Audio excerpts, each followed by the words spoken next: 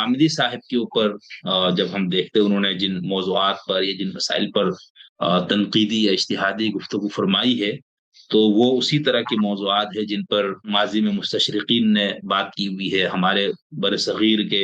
Sir Saeed Khan अलैहि रहमा ने, अल्लामा गुलाम परवेज़ अलैहि रहमा ने और दीगर मुतजद्दिदीन ने भी उस तरह से मिलती-जुलती बातें की हैं या उन पर सवालात उठाए हैं। तो क्या हम ये कह सकते हैं कि गामिदी साहब की फ़िक्र के बुनियादी जो उनके सवालात दरअसल उन्हीं जदीद एतराज़ात से माख़ूज़ हैं और उनकी असल जड़ें मुस्लिम इल्मी रिवायत जो 1400 साल की है, उसकी बजाय इन्हीं हलकों के एतराज़ात में है? जी।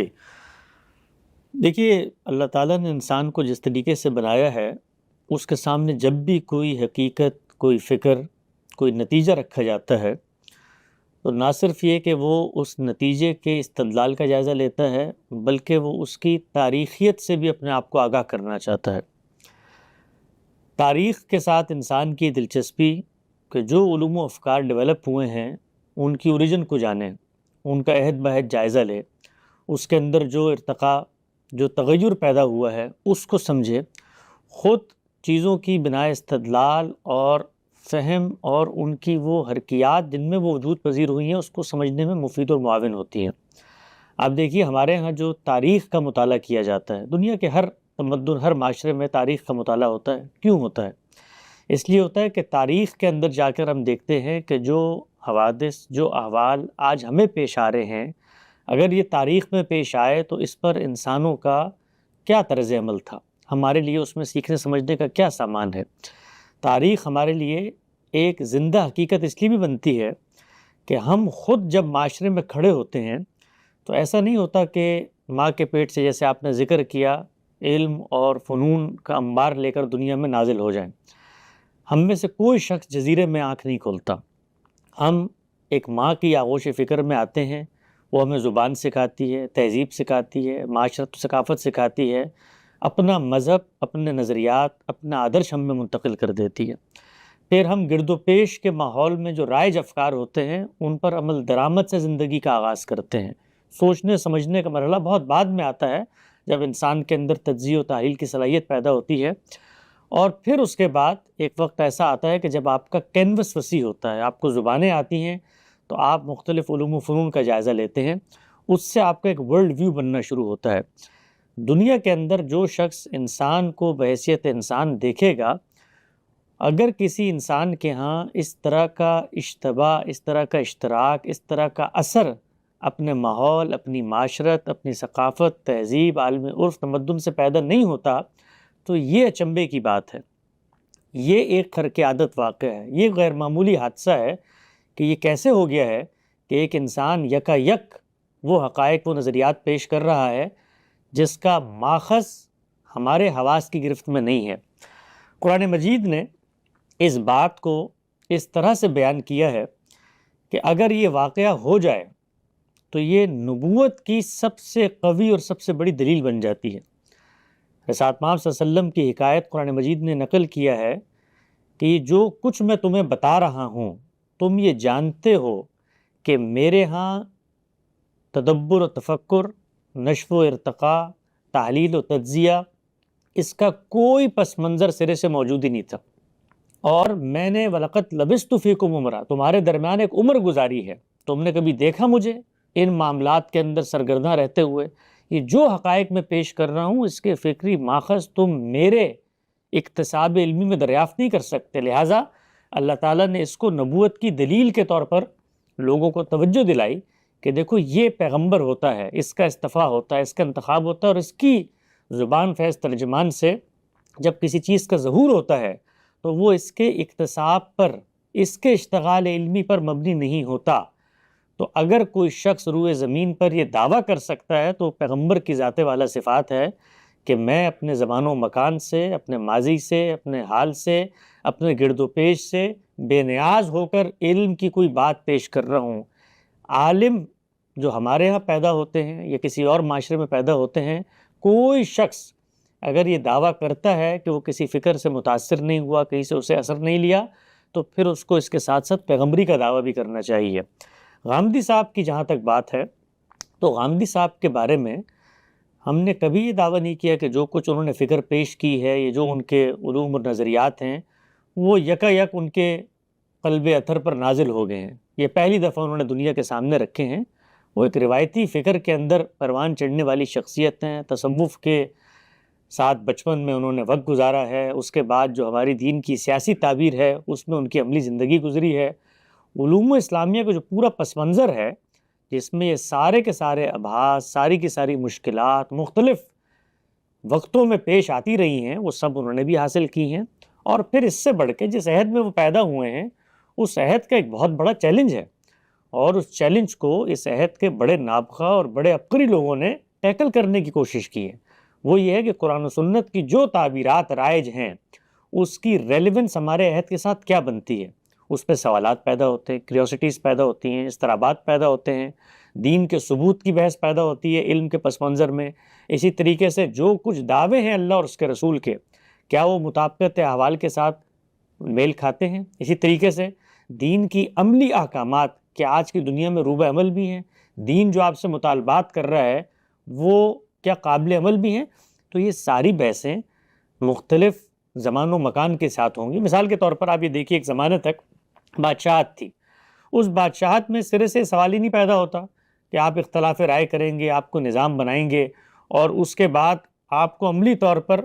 اس چیز سے سامنا کرنا پڑے گا کہ جو تعبیر رائج ہے اس سے آپ اختلاف کریں۔ تقلید کا اصول مان لیا گیا، علماء کے پاس جوڈیشری تھی، وہ فیصلے کرتے تھے، خود غور و فکر کا عمل ہوتا تھا۔ یہ جو آزادانہ غور و فکر ہے، حریت فکر، اسی طریقے سے یہ جو اس وقت آزادی آپ کو ملی ہے اپنے آراء کے اظہار کی، کیا یہ پہلے بھی تھی؟ تو یہ سب عوامل آپ کس دور میں کھڑے ہیں، آپ کے پس منظر میں کون سا علم ہے، آپ کے قریب عہد کے چیلنجز کیا ہیں، ان سے آپ اثر لیتے ہیں۔ پھر جن لوگوں سے آپ انسپائر ہوئے ہیں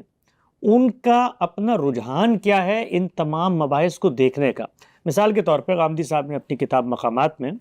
یہ مضمون لکھا ہے، اور اس میں بتایا ہے کہ اس پس منظر میں کہ یہاں پر بر صغیر میں انگریز آ گئے ہیں، اور نہ صرف یہ کہ ہماری معاشرت، ہماری سیاست، ہماری تہذیب اور معیشت متاثر ہو گئی، بلکہ ہمارے علم کو بھی چیلنج درکار ہو گیا۔ تو اس چیلنج میں 3 رویے ہیں جو سامنے آتے ہیں۔ ایک رویہ ہے جو مکتب دیوبند کا ہے، جس کے سرخیل جو ہیں وہ مولانا قاسم نانوتوی، مولانا رشید احمد گنگوئی ہیں۔ دوسرا نقطہ نظر سر سید احمد خان کے قبلے کا ہے، اور تیسرا دبستان شبلی کے علماء کا ہے۔ یہ شبلی نعمانی ہے، اس کا آغاز مولانا ابوالکلام آزاد، سید سلیمان ندوی، ان کے استاد شبلی نعمانی، اسی طریقے سے مولانا حمید الدین فرائی، مولانا مودودی علیہ رحمہ، مولانا امین حسن اصلاحی، مولانا وحید الدین خان۔ یہ لوگ ہیں جو ایک دوسرے طرز فکر سے ان معاملات کو ٹیکل کرنے کی کوشش کر رہے ہیں۔ تو ان کی سورس آف انسپریشن کیا ہے وہ یہ خود بیان کرتے ہیں کہ یہ حضرات نے جو چیز پیش کی، مجھے انہوں نے اپنے ابتدائی کیوریوسٹیز کو حل کرنے میں مدد کی۔ تو کسی صاحب علم کی فکر کا لٹریچر ریویو کرنا کہ اس کے جو مباحث زیر بحث ہیں وہ کب پیدا ہوئے، کہاں سے پیدا ہوئے، کن لوگوں نے اس بارے میں باتیں کی ہیں، یہ بہت فطری عمل ہے۔ حادثہ اس میں یہ ہوا ہے کہ ہمارے ہاں کے مولوی اور علماء جن کا بھی نیا نیا یونیورسٹیوں کے علوم سے سامنا ہوا ہے، وہ اس لٹریچر ریویو کو کچھ ایسی شخصیات جن کے بارے میں انہوں نے اپنے دائرے میں یہ طے کیا ہوا ہے کہ وہ گمراہ ہیں، اور وہ ایک دائرے سے باہر دین کے باب میں غور و فکر کو ممنوعات میں شمار کرتے ہیں۔ کوئی ایسی فکر جو کسی بھی دور میں لوگوں کو متوجہ کر رہی ہو،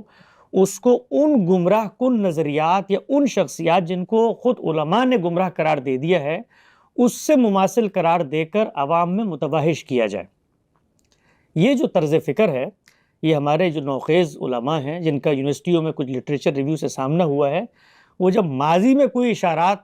پاتے ہیں، کوئی ٹریسز دیکھتے ہیں، تو ان کے ساتھ اٹیچ کرنے کی کوشش کرتے ہیں۔ اگرچہ وہ جو لٹریچر ریویو کا مقصد تھا وہ یہ نہیں تھا، وہ مقصد یہ تھا کہ علوم کے ارتقاء کو دیکھا جائے کہ انسان غور و فکر کے مراحل سے گزرتا ہے تو قلت علم، قلت تدبر کے نتیجے میں کیسے افکار نشو و ارتقاء پاتے ہیں، یہ مقصود تھا۔ اس کو آپ وہاں سے اٹھائیں اور مماثلتیں تلاش کرنا شروع کر دیں،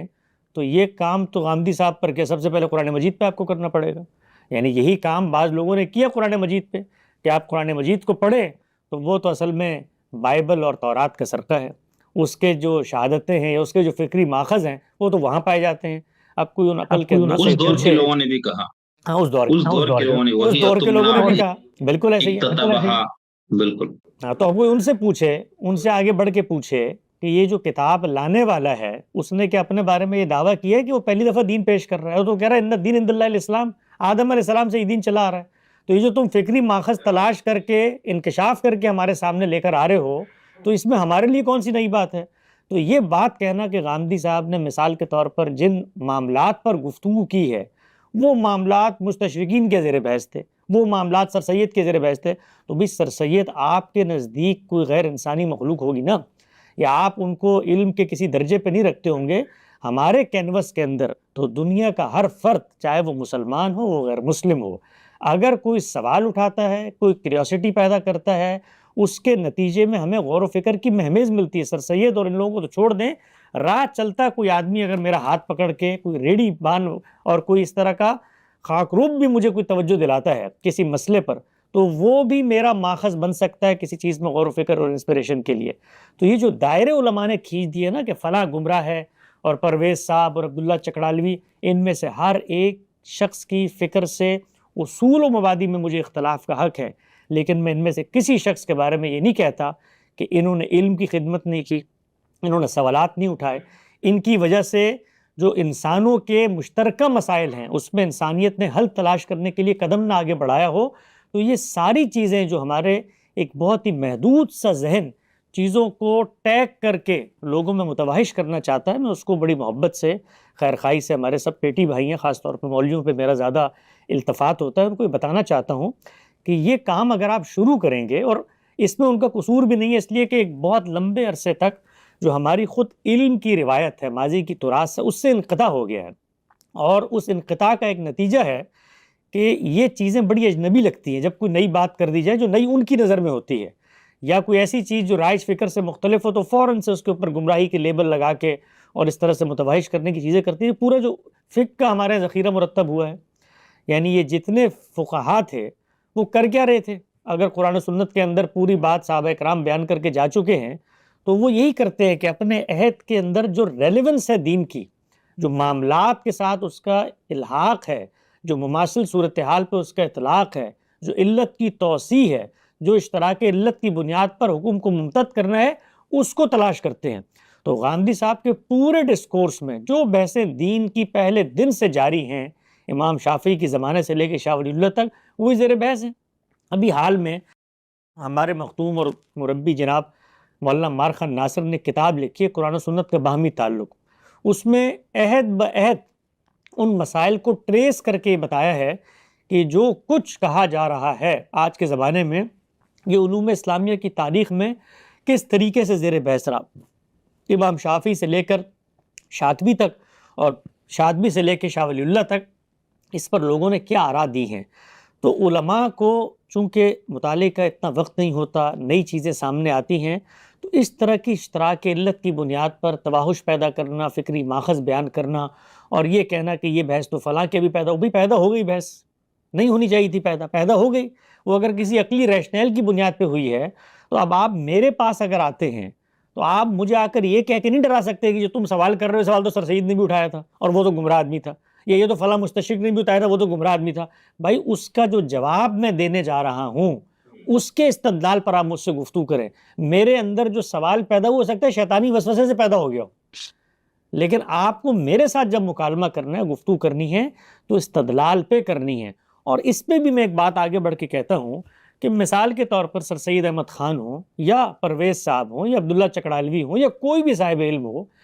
آپ کا اصولی نظام فکر ہے، اس میں اور آپ میں کہیں اشتراک پیدا ہو جاتا ہے یا آپ کو اطلاقی رائے دیتے ہیں، دونوں کی بنا استدلال یکساں ہو جاتی ہے، تو اس میں کون سا عذاب اور قیامت آ جاتی ہے؟ کسی شخص نے ایک رائے دی ہے، آپ نے ایک رائے دی ہے، آپ کی رائے کا ماخذ سر سید احمد خان ہے، جس طرح ہمارے علماء کے ہاں چونکہ ماخذ کی بحث استدلال سے نہیں اٹھتی، وہ شخصیات سے اٹھتی ہے، تو ان کی یہ پرابلم ہے کہ ان کو لازماً شخصیت کے اوپر جا کے لیبلنگ کرنی ہے۔ مثال کے طور پہ ان سے جب سوال ہوگا کسی دین کے معاملے کے بارے میں تو سب سے پہلے کیا کہیں گے؟ ہمارے جو مناہج ڈیولپ ہوئے ہیں چار ہی ہیں نا، ایک فقی منہج ہے، سلفی منہج ہے، صوفیانہ منہج ہے، اور ایک ہمارا منہج ہے، ایک پانچواں بھی ہے منہاج عقیدت، وہ اگرچہ جو اخلاق لطائف پہ مبنی ہے، لیکن وہ بھی ایک منہج اب بن گیا ہے. تو بھئی آپ شیعوں کے منہج کو بھی تو شامل کریں نا حسین صاحب، آپ ان کو امت سے باہر رکھ رہے ہیں. آپ کو اگر بہت شوق ہے شامل کرنے کا تو سلفی منہاج میں شامل کر لیں، چونکہ ان کی مذہب کی بنیاد بھی آثار و روایاتی ہیں، تو جس طرح سلفی حضرات کی ہے تو اس میں ان کو شامل کیا جا سکتا ہے. ٹھیک ہے. تاہم تو علماء جس وقت فکر کو لینا چاہتے ہیں تو وہاں چونکہ تقلید کا اصول مان لیا گیا تو لازماً شخصیت پیچھے کھڑی ہوگی،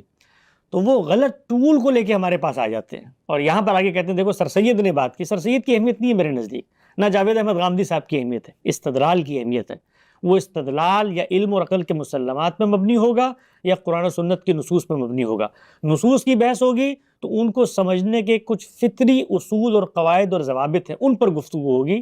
تو یہ جو چیزیں سامنے آتی رہتی ہیں فلاں شخص کے ماخذ تلاش کریں، یہ کوئی نئی چیز نہیں ہے، پہلی دفعہ نہیں ہو رہی. علامہ اقبال کو آپ یہاں دیکھیے، یعنی علامہ اقبال کے ماخذ پہ تلاش کرتے کرتے اس آیت کے موضوع نے کتابوں کی کتابیں لکھ دی،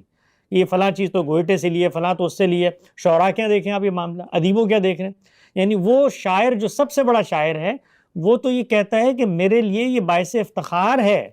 کہ میں کی طرز پہ اگر غزل کہہ دوں تو اسد اللہ خان یہ قیامت ہے، طرز بے دل میں ریختہ کہنا. تو یہ اس کے لیے غنیمت کی بات ہوتی ہے. اور ہمارے یہاں کیا ہوتا ہے کہ یہ دیکھیں جی فلاں کی زمین پہ شاعری کر دی، فلاں ان کا فکری ماخذ ہے، فلاں سے انہوں نے انسپریشن لی ہے. بھائی کیا ہو گیا انسپریشن لی ہے